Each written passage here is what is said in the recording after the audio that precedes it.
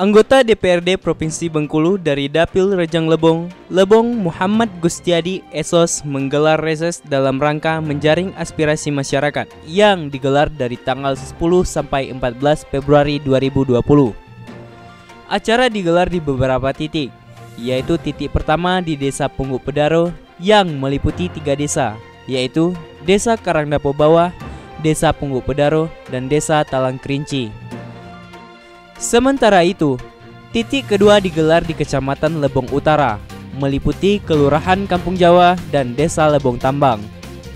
Tampak hadir ratusan warga di masing-masing titik dengan antusias ingin menyampaikan secara langsung aspirasinya kepada wakil rakyat yang dikenal dengan panggilan Edi Tigar ini.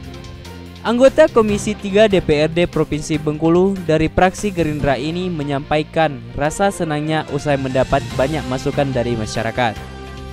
Dirinya berkeyakinan akan memperjuangkan apa yang menjadi harapan masyarakat tersebut di lembaga legislatif. Sementara itu, pemangku jabatan tingkat desa juga menyampaikan ucapan terima kasihnya kepada anggota DPRD Provinsi Bengkulu dari Dapil Rejang Lebong ini. Aspirasi dan masukan warga agar ditindaklanjuti secepatnya agar pembangunan bisa berjalan sebagaimana yang diharapkan.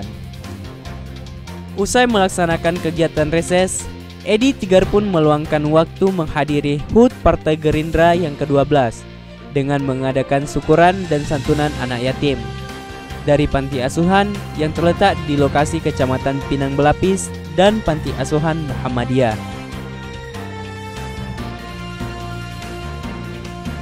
Menolong kami untuk memperjuangkan penyambungan jalan prioritas dari Sekolah Harman menuju ke kantor camat. Karena menurut kami, Pak, untuk pemadatan atau pelebaran jalan itu karena volumenya agak besar, mungkin tidak tercover dari dana ADD kami, Pak. Sehubungan dengan banjir dan PGE dan tak tahu kesudahnya, awal dia kaget dengan amun ujian di DIO kami terdampak na banjir. Kalau jatuh pendangkalan, beloo kelem dalam batas 2 meter, mau yang pendangkalan.